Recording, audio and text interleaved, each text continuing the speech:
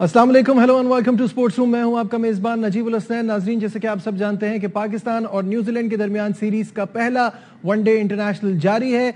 Score से आपको update करते चलें। 41 ओवर्स का खेल मुकम्मल हो गया है। 188 फॉर 5 इस वक्त न्यूजीलैंड का स्कोर है। पाकिस्तान ने टॉस जीता और न्यूजीलैंड को बैटिंग की दावत दी। तो क्या पोजीशन है मैच की, ये हमें बताएंगे आज स्पोर्ट्स कॉरेस्पॉन्डेंट शाहिद हाशमी साहब मौजूद हैं नेशनल बैंक स्पोर्ट्स एरिना में। शाहिद साहब, अस्सलाम वालेकुम। जी वालेकुम अस्सलाम। शाहिद साहब, सबसे पहले ये बताइएगा कि ये जो अभी जो मुकाबला चल रहा है, स्टार्ट हमें बहुत अच्छा मिला है, क्या लग रहा है कहां तक स्कोर जाएगा? देखिए, रोकना चाहिए पाकिस्तान को 250 260 तक, इसलिए कि 40 ओवर में 180 पे 5 और ग्लेन फिलिप्स एक बहुत खतरनाक खिलाड़ी हैं जो आखिरी 10 ओवर में बहुत अच्छी बैटिंग करते हैं। 2 ऑलराउंडर्स हैं, माइकल ब्रेसवेल इस वक्त विकेट पे हैं, फिर उसके बाद मिचेल सेटनर हैं और नए खिलाड़ी शिपली हैं। तो ये अच्छी बैटिंग है। आखिरी 10 ओवर में पाकिस्तान को रोकना होगा। 260 270 की जो भी ऊपर चीज होगी वो फिर पाकिस्तान को थोड़ी मुश्किल हो जाती है। प्लेइंग 11 पाकिस्तान की कैसी लगी आपको? क्या बैलेंस साइड खिलाई हमने? ठीक है, जाहिर है कि यही आपके पास अवेलेबल स्क्वाड थे। 3 वनडे खेल कर आए थे आगा सलमान नेदरलैंड में, इसलिए उनको भी रखना था। एक 50 उन्होंने वहां पे बनाया था। आखिरी वनडे जो पाकिस्तान वहां खेला था हॉलैंड में, वहां अब्दुल्ला शफीक खेले थे। जाहिर है अब्दुल्ला शफीक अब इस स्क्वाड का हिस्सा नहीं है, वो मुमकिन है प्रोबेबल्स में तो थे, लेकिन सबसे बड़ी चीज आज शान मसूद की शमूलियत ना होना टीम में है कि उन्हें पाकिस्तान क्रिकेट बोर्ड ने नायब कप्तान बनाया, उनको टीम में सेलेक्ट किया और आज पाकिस्तान की टीम नायब कप्तान के बगैर खेल रही है। बिल्कुल ऐसा ही है, पाकिस्तान की टीम नायब कप्तान के बगैर खेल रही है। एक मुतनाज़ा फैसला था उनको वाइस कैप्टन बनाने का। शाहिद हाशमी साहब भी हमारे साथ हैं, इस पर हम बात करेंगे। यहाँ लेते हैं छोटा सा ब्रेक, हमारे साथ रहिए। Glad to have you back once again to Sports Room। 206 पर 5 इस वक्त न्यूजीलैंड का स्कोर। 43 ओवर्स का खेल मुकम्मल हो चुका है। शाहिद हाशमी साहब हमारे साथ हैं। शाहिद साहब, शान मसूद के ऊपर बात हो रही थी, बहुत ही वियर्ड किस्म की चीज थी, क्योंकि हम वो टेस्ट मैच का आखिरी दिन था, हम वो मैच देख रहे थे जब ये अनाउंसमेंट आई कि वो नायब कप्तान होंगे। एक लड़का इतने अरसे के बाद कमबैक कर रहा है और फिर उसको नायब कप्तान बना देना, ये कुछ समझ नहीं आती। अगर आप शादाब नहीं अवेलेबल था तो आप रिजवान के साथ साथ जा सकते थे, या फॉर दैट मैटर इमाम के साथ जा सकते थे, जो रेगुलर मेंबर्स तो हों। क्या कहेंगे? देखिए, इस तरह की खबरें आ रही हैं कि जैसे पाकिस्तान क्रिकेट चाहता है कि एक फॉर्मेट का कप्तान शान मसूद को बना दिया जाए। शान की जो गेम अवेयरनेस है, जो आईक्यू लेवल है, जो उनकी एजुकेशन, जो ब्रॉटअप है, वो बहुत ही जबरदस्त है। लेकिन उनका जो रन्स का कॉलम है, वो अक्सर कम नजर आता है। रन्स के कॉलम में आपको रन्स चाहिए। अगर वो उनको जो 3 टेस्ट मैचेस मिले, एक टेस्ट मैच में भी वो 100 बना देते, सेंचुरी कर देते, तो पाकिस्तान को आसान हो जाता, पाकिस्तान क्रिकेट बोर्ड को ये फैसला लेना। अव्वल तो जिस तरह वो वनडे की टीम में आए, पिछले 2 साल से उन्होंने वनडे इतनी खेली नहीं पाकिस्तान में।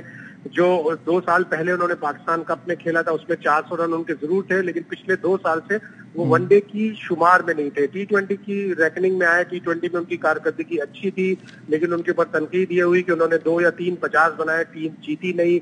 पाकिस्तान की टीम वर्ल्ड कप में भी ऐसा ही हुआ, लेकिन उनकी कारकर्दगी ओवरऑल व्हाइट बॉल में अच्छी थी। थोड़ा सा इंतजार कर लेता अगर पाकिस्तान क्रिकेट बोर्ड उनके कॉलम में रन आ जाते, तो फिर ये फैसला मुनसिफाना और जस्टिफाई हो जाता। बिल्कुल सही है। थोड़ी सी परफॉर्मेंस पे भी बात कर लेते हैं। अभी आपने आगा सलमान का भी जिक्र किया था कि उनको ऑब्वियसली नेदरलैंड के बाद यहाँ मौका देना था। तो साहब, ब्रिलियंट फील्डिंग, पाकिस्तान में एक एनर्जी नजर आई है जैसी वनडे सीरीज शुरू हुई है।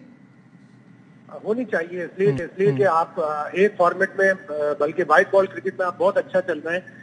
वनडे में आपकी कारकर्दगी अच्छी है। 9 में से 8 वनडे पिछले साल पाकिस्तान ने जीते थे, वो कि उसमें से 3 नेदरलैंड्स के खिलाफ और 3 वेस्ट इंडीज जैसी ये दोनों रिलेटिवली कमजोर टीमें थी, उनके खिलाफ जीते। लेकिन ऑस्ट्रेलिया के खिलाफ जो सीरीज हमने जीती थी, जबरदस्त जीती थी, उसमें हमने 349 का टारगेट भी चेज किया था, जो हमारा हाईएस्ट टारगेट चेज है वनडे इंटरनेशनल में। तो हम अच्छे जा रहे हैं व्हाइट बॉल क्रिकेट में। हमें व्हाइट बॉल पे अपनी तवज्जो रखने के साथ साथ हमें रेड बॉल की अपनी क्रिकेट को मुनज़्ज़म करना है। मैं बार बार कहता हूँ, मैंने बार बार ट्वीट भी किए कि पाकिस्तान को एक अच्छे डायरेक्टर क्रिकेट की जरूरत है, जो राब्ता बने, जो ब्रिज बने टीम मैनेजमेंट और पाकिस्तान क्रिकेट बोर्ड और सिलेक्शन कमेटी के दरमियान। इस तरह अलटप काम होगा कि 20, 22, 24 प्रोबेबल्स अनाउंस कर दिए, फिर उसके बाद उसमें से 16 कट करना मुश्किल हो गया। फिर जो 16 कट किए उसमें भी 1-2 सिलेक्शन इतने अच्छे नहीं हुए। कोई रिजर्व विकेट कीपर आपके पास नहीं है। ठीक है, आपकी होम सीरीज है, आप इस होम सीरीज में कभी भी विकेट कीपर बुला सकते हैं, लेकिन एक विकेट कीपर को, नौजवान विकेट कीपर को स्क्वाड के साथ रखने से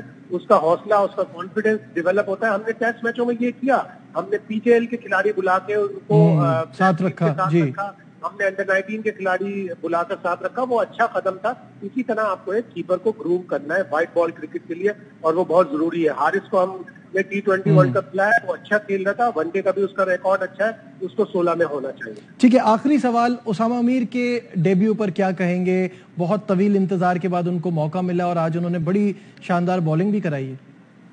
अच्छे स्पिनर है, पाकिस्तान सुपर लीग में भी परफॉर्म किया है, कैरेबियन प्रीमियर लीग में उन्होंने परफॉर्म किया। हाइट उनकी बहुत अच्छी है, और जब ऊपर से उनका हाथ आता है तो उनको अच्छी टर्न और बाउंस मिलती है। जो केन विलियमसन को उन्होंने आउट किया, ब्यूटीफुल डिलीवरी, जैसी एक टिपिकल लेग स्पिनर की डिलीवरी होती है, पढ़ के टर्न हुई, और विलियमसन जैसा बैट्समैन बोल्ड हो गया, कमाल की बॉल थी। ठीक है, बहुत बहुत शुक्रिया। शाहिद हाशमी साहब हमारे साथ थे और हमें इस मैच के हवाले से रहे थे। बात हो रही थी उसामा मीर की, तो इस डिलीवरी को सबने बड़ा एंजॉय किया और याद दिला दी आदिल राशिद की, जब उन्होंने आउट किया था कोहली को, वो भी कुछ इस तरह से इसी टाइप की डिलीवरी को समझ नहीं पाए थे। शायकीन क्रिकेट जो है वो बहुत ज्यादा एक्साइटेड है वनडे सीरीज को लेके, क्योंकि ये जो होम सीरीज थी टेस्ट की, ये बड़ी ख़राब रही।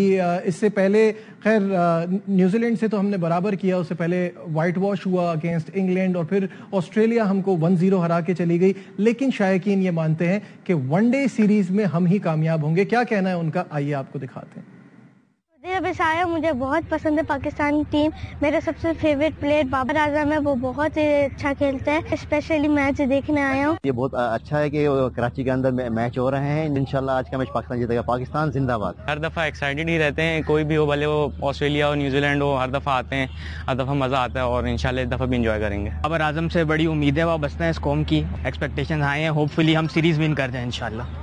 जी हाँ, ये जो इंटरिम सिलेक्शन कमेटी आई है उसके हवाले से भी थोड़ी सी बात कर लेते हैं। शोएब जट हमारे साथ हैं। शोएब, पीसीबी ये चाहता है कि शाहिद आफरीदी मजीद काम करें, लेकिन मेरा ख्याल है प्रेस कॉन्फ्रेंस में आप ही के सवाल के जवाब में उन्होंने कहा था कि वो ये इनकी एज चीफ सेलेक्टर आखिरी प्रेस कॉन्फ्रेंस होगी। क्या हो रहा है इस हवाले से बताइएगा। नजीब, चंद दिन पहले जब कराची में चीफ सिलेक्टर शाहिद आफरीदी ने प्रेस कॉन्फ्रेंस की थी, तो मैंने उनसे सवाल पूछा था कि क्या बतौर चीफ सिलेक्टर ये आपकी आखिरी न्यूज कॉन्फ्रेंस है? तो उन्होंने कहा था जी, बतौर चीफ सिलेक्टर ये उनकी आखिरी न्यूज कॉन्फ्रेंस है। पाकिस्तान क्रिकेट बोर्ड ये चाहता है कि शाहिद आफरीदी जो है वो इसी पोस्ट पे कंटिन्यू करे, क्योंकि उन्होंने जिस तरीके से कम वक्त में बड़े दिलेराना फैसले किए और वो तमाम डिजर्विंग खिलाड़ी जो पाकिस्तान टीम को डिजर्व करते थे उनको खिलाया, और पाकिस्तान टीम में एक जो ग्रुपिंग चल रही थी, एक जो है वो सारे मामला चल रहे थे, उसको उन्होंने सही करने के लिए बड़े बहादुराना फैसले लिए। लेकिन दूसरी जानिब शाहिद आफरीदी की मसरूफियात हैं, उनकी एनजीओ भी है, उनकी बहुत सारी मसरूफियात हैं, जिस वजह से वो इस ओहदे पे काम कंटिन्यू नहीं करना चाहते। लेकिन हमारी इतलात यह है कि शाहिद आफरीदी ने पाकिस्तान क्रिकेट बोर्ड के आला हुकाम को यह बता दिया है कि उनका इंटरेस्ट जो है वो ग्रास रूट लेवल की क्रिकेट पे है, यानी कि वो जूनियर क्रिकेट की डेवलपमेंट पे काम करना चाहते हैं कि अंडर 13, अंडर 16, अंडर 17, अंडर 19 और 18 तक का जो मामला है उनको वो देखना चाहते हैं, और उस हवाले से वो प्लानिंग भी करना चाहते हैं, और तमाम जो वहां के कोचेज होंगे, सिलेक्शन कमेटी होंगी, उनमें वो अपना इनपुट चाहते हैं। और क्रिकेट बोर्ड भी इस मामले में संजीदा है कि शाहिद अफरीदी जैसे जो है वो स्टार खिलाड़ी को, साबिक कप्तान को वो अपने साथ इंगेज रखें, तो आने वाले दिनों में शाहिद अफरीदी का रोल आपको तब्दील होता हुआ जरूर दिखा। अच्छा, एक चीज समझ नहीं आ रही है, पहले हम शोएब बात कर रहे थे शान मसूद के हवाले से कि वो वाइस कैप्टन उनको बना दिया गया और वो टीम में शामिल ही नहीं है, तो क्या कोई ये जो मैनेजमेंट कमेटी है, सिलेक्शन कमेटी है, इंटरिम और टीम में कोई सर जंग चल रही है, वो उनकी नहीं सुन रहे हैं या वो अपने फैसले उन पर डाल रहे हैं, क्या हो रहा है? जी बिल्कुल नजीब, इसे हम कह सकते हैं कि पाकिस्तान क्रिकेट बोर्ड की जो मैनेजिंग कमेटी है उसके और टीम मैनेजमेंट जो है उनके दरमियान एक सर जंग शुरू हो चुकी है। आज शान मसूद, जिन्हें मैनेजिंग कमेटी ने नायब कप्तान बनाया था, उन्हें फाइनल 11 में शामिल नहीं किया गया, जिसके बाद ये बाकायदा तौर पे अब एक सर जंग बनती जा रही है कि जो मैनेजमेंट है वो समझती है कि शायद पहले की तरह बोर्ड जो है वो ऑटो पे चल रहा है कि जो चाहे वो करें, जैसी चाहे मनमानी करें, और आज उन्होंने अपनी ताकत जो है वो दिखा के एक पैगाम दे दिया है कि आप किसी को भी अपॉइंट कर दें। अगर आपका ये इस्तेहकाक है कि आप कप्तान और नायब कप्तान किसको बना सकते हैं, तो ये मेरा इस्तेहकाक है कि मैं किसको खिलाऊं और किसको बिठाऊं। तो आने वाले दिनों में ये कोई अच्छी बात नहीं है। पाकिस्तान क्रिकेट जो टीम है और पाकिस्तान क्रिकेट बोर्ड की मैनेजमेंट है, इसके दरमियान एक रिफ्ट की बुनियाद अगर इसको कहा जाए तो गलत नहीं होगा, क्योंकि बाबर आजम की कप्तानी के अंदाज को लेके पाकिस्तान क्रिकेट बोर्ड के जो आला हुकाम हैं वो काफी तशवीश रखते हैं, काफी उनको तहफुजात हैं कि बाबर आजम उस तरह की जारहाना कप्तानी नहीं कर पा रहे जिस तरह की जारहाना कप्तानी मॉडर्न डे क्रिकेट की जरूरत है। तो यकीनी तौर पे ये एक इब्तिदा है और आने वाले दिनों में और बहुत सारी ऐसी चीजें सामने आ सकती हैं जो यकीनी तौर पे पाकिस्तान क्रिकेट के लिए नुकसान। सवाल शोएब, मुझे ये बताइएगा, फॉर्मर चेयरमैन रमीज राजा ने कोड ऑफ कंडक्ट पे साइन कर दिया है अपनी पेंशन के लिए। वो जो इतने दिनों से वो चैनल्स पे बैठ के क्रिटिसिज्म कर रहे थे, अब तो वो उनको बंद करना पड़ेगा, क्या कहेंगे? नजीब, आपने बिल्कुल सही कहा है। ये वही रमीज राजा हैं जो चंद दिन पहले तक पाकिस्तान क्रिकेट बोर्ड की नए मैनेजमेंट कमेटी जो है उस पर जो है वो कीचड़ उछाल रहे थे, इल्जामात की बौछार कर रहे थे। अब 1,54,000 रुपए माहाना पेंशन के लिए उन्होंने कोड ऑफ कंडक्ट पे साइन कर दिया है। जब आप कोड ऑफ कंडक्ट पे साइन कर देते हैं तो आपको फिर पाकिस्तान क्रिकेट बोर्ड के और ये रूल्स जो कोड ऑफ कंडक्ट है, अगर मैं गलत नहीं हूं तो ये रमीज राजा ने इसको अपडेट किया था। इसमें जब उन्होंने तनख्वाह खिलाड़ियों की बढ़वाई थी, क्योंकि पहले जिन्होंने 20 टेस्ट खेले होते थे कम से कम उन्हें 54,000 रुपए पेंशन मिलती थी, तो इन्होंने आके उसमें 1 लाख का इजाफा किया तो 1,54,000 रुपए बन गए। तो उसके साथ ही उन्होंने अपनी टर्म्स एंड कंडीशंस जो थी, कोड ऑफ कंडक्ट जिसे कहा जाता है, उसको भी जो है वो अपग्रेड किया था, उसमें कुछ और चीजें शामिल की थी। तो अब जब वो साइन कर लिया है तो बहुत सारी चीजों को उनको फॉलो करना होगा। तो ऐसा ही है, पेंशन के लिए रमीज राजा ने कोड ऑफ कंडक्ट पे साइन कर दिए हैं और अब जैसे ये महीना कंप्लीट होगा तो उन्हें पेंशन भी मिल जाएगी। ठीक है, बहुत शुक्रिया शोएब जट। कुछ इंपॉर्टेंट इश्यूज पर बात कर रहे थे। 45वां ओवर चल रहा है, 216 पर 6 ये न्यूजीलैंड का स्कोर है।